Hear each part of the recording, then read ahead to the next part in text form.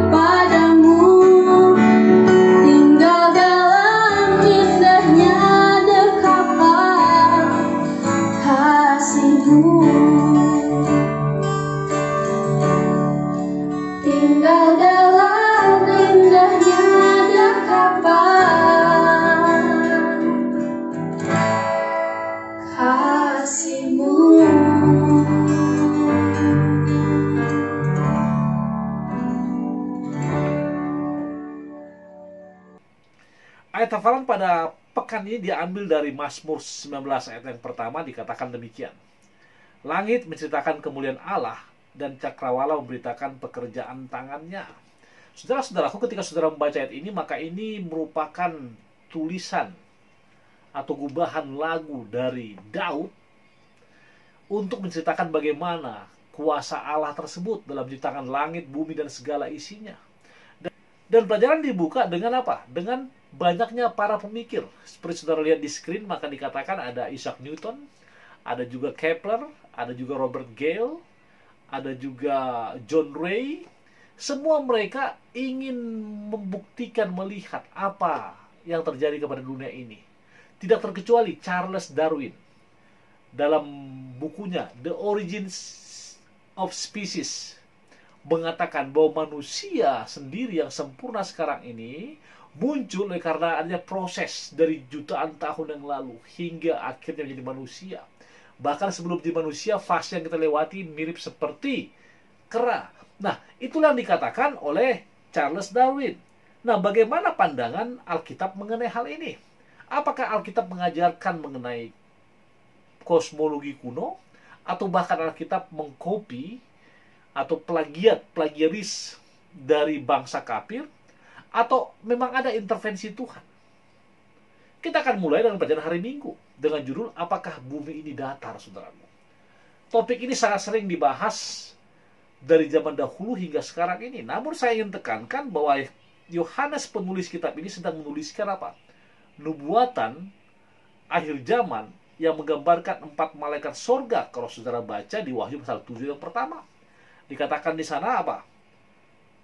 Malaikat di sorga berdiri pada keempat penjuru bumi untuk menahan keempat mata angin.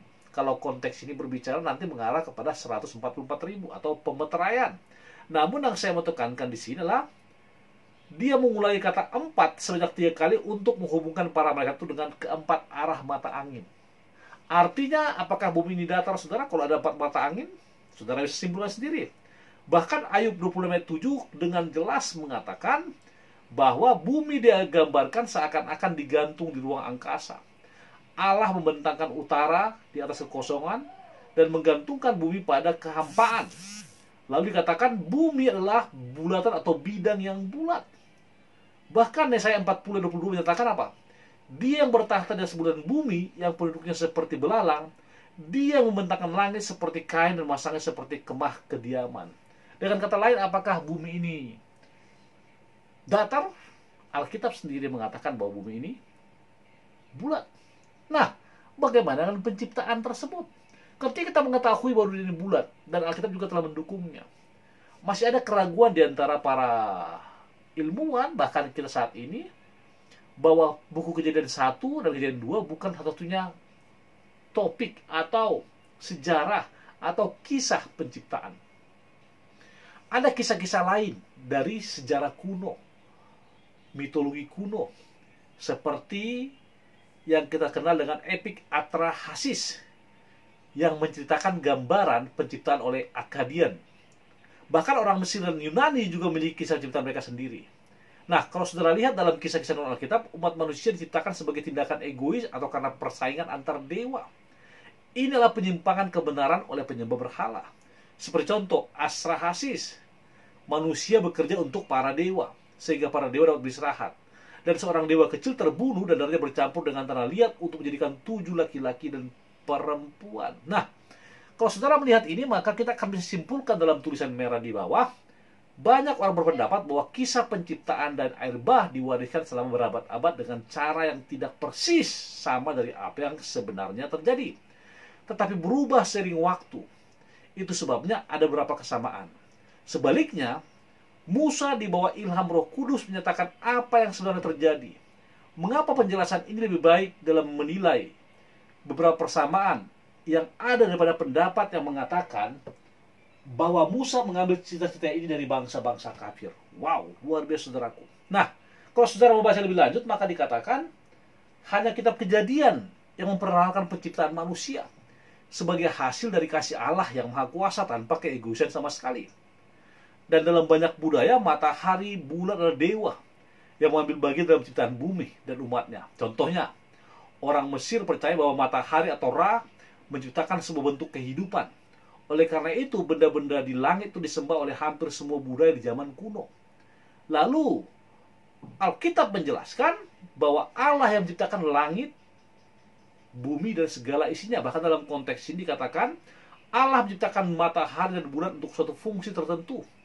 Semuanya hanyalah terang tanpa kehidupan sama sekali. Tidak ada dewa-dewa dalam penciptaan yang harus kita sembah. Tidak ada kebetulan dan tidak ada keinginan. Semuanya diciptakan dengan tujuan. Hanya Allah pencipta kita yang layak disembah. Wow, luar biasa saudaraku. Dengan kata lain, bahwa penciptaan dalam kitab kuno itu merupakan halusinasi, saya katakan, atau imajinasi. Sedangkan Alkitab dengan jelas mengatakan bahwa penciptaan tersebut dibuat oleh Allah sendiri. Lalu bagaimana dengan waktu dan penciptaan? Kalau saudara baca, dikatakan di sana, ada satu hal yang membuat silsilah ini unik dalam Alkitab yang mengandung unsur waktu, sehingga beberapa pakar menyebutnya dengan istilah yang tepat, yaitu kronogenealogi. Dari kata gen, jadi kronologis dan gen. Hal itu mengandung mekanisme yang saling terkait antara informasi yang cepat dengan suatu rentang waktu. Sehingga ketika orang pertama hidup sekian tahun, ia pun memperanakan orang kedua. Dan orang pertama setelah memperanakan orang kedua hidup sekian tahun, ia memperanakan anak laki-laki dan perempuan lainnya.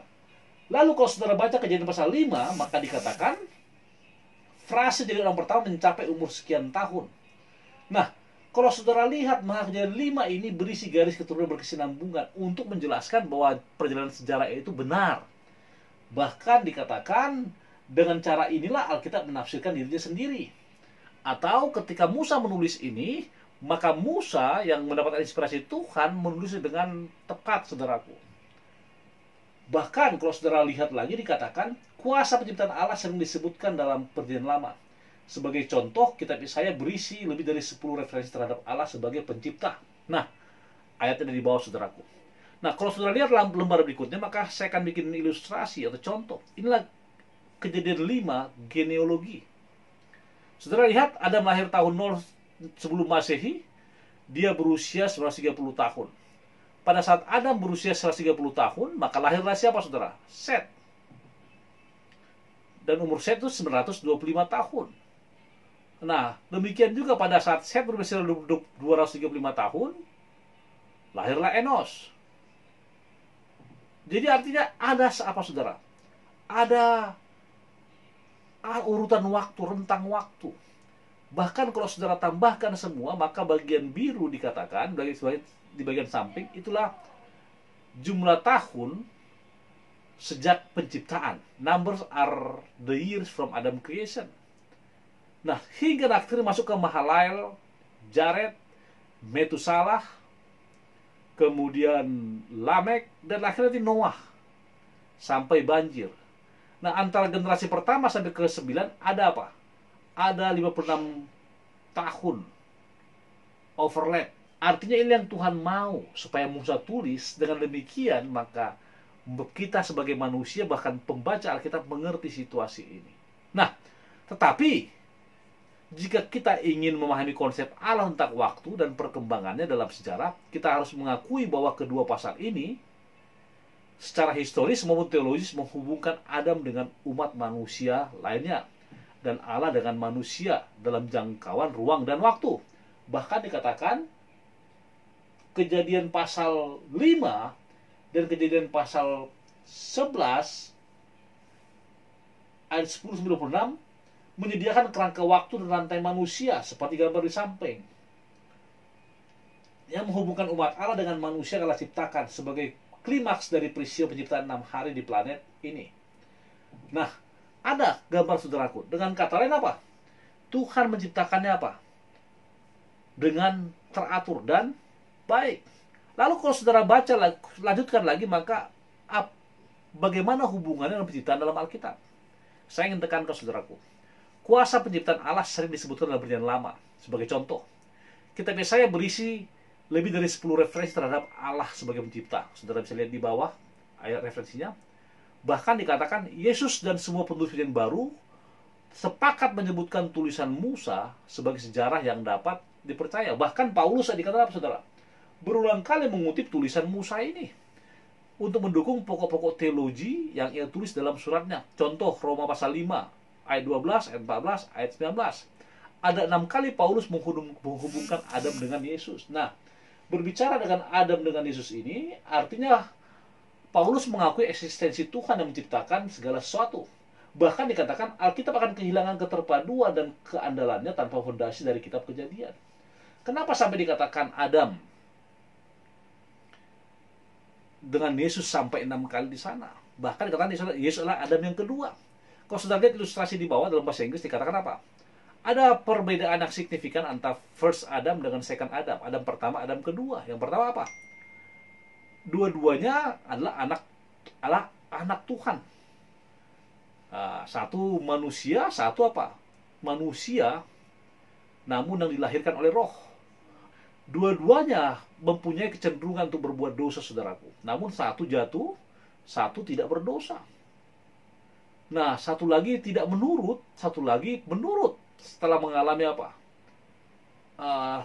Tes. Nah, bahkan kalau saudara lihat, maka semua mereka berdua mendapatkan apa? Ujian, bahkan mereka mendapatkan hukuman, dan mereka juga berdosa. Tapi perbedaan ada second Adam bisa melewati semuanya itu, saudara. Bahkan dikatakan no sinful passion, second Adam. Dan juga many made righteous, itulah born again, dibaptis kembali. Bahkan dikatakan apa? Dosa yang Adam buat ditebus oleh Adam kedua. Artinya Yesus sendiri yang mati di mana? Di kayu salib. Dengan kata lain, ini merupakan apa? Ini merupakan teologi Paulus untuk menekankan bahwa dia pun mengakui sejarah. Dan sebagai kesimpulan, saudaraku, saya akan bacakan dua tulisan Ellen G. White. Yang pertama, dalam bukunya Testimonies for the Church, volume 5, halaman 25 dikatakan, Alkitab adalah sejarah yang mengandung pelajaran yang paling lengkap yang dimiliki manusia. Datang dalam kesegaran dari mata air kebenaran abadi, dan tangan ilahi memelihara kemurniannya selama berabad-abad. Hanya di sini kita menemukan sejarah ras manusia yang tidak ternoda oleh prasangka atau kesombongan manusia itu sendiri. Bahkan dalam tulisan Ellen G. White lainnya, dalam Mind, Character, and Personality volume 2 halaman 742 dikatakan apa? Kita bergantung pada Alkitab untuk suatu pengetahuan mengenai sejarah awal dunia kita, yaitu penciptaan manusia dan kejatuhannya. Mengesampingkan firman Allah dan apa yang dapat kita harapkan selain diserahkan pada dongeng dan dugaan, serta melemahkan kecerdasan yang merupakan hasil pasti dari hiburan yang salah, maka kita memerlukan sejarah yang otentik tentang asal mula bumi, kejatuhan Lucifer, dan pengenalan akan dosa ke dunia. Tanpa Alkitab, kita akan dibingungkan oleh teori-teori apa? Palsu yang tidak dapat dipercaya. Bahkan dikatakan pikiran akan tunduk pada tirani tahayul dan kepalsuan. Tetapi dengan memiliki sejarah otentik tentang permulaan dunia, kita tidak perlu menghambat diri kita sendiri dengan perkiraan manusia dan teori-teori yang tidak dapat kita percaya. Kejadian merupakan pondasi. Dan Ellen G. White juga sudah menguatkan bahwa dunia ini diciptakan oleh Tuhan. Dan buku Kejadian sebagai fondasi dasar dari semua Alkitab hingga akhirnya nanti Yesus datang pada kali yang kedua. Tuhan berkati kita berdoa. Bapa di surga, terima kasih Tuhan karena berkat-Mu, terima kasih karena pengasihan-Mu, berkati hamba-Mu, para pemirsa dimanapun mereka berada, berkati keluarga masing-masing, berkati pelajaran ini, dengarkan doa kami lalu saya berdoa. Amin. Sebuah lagu dari Tio Simanjuntak.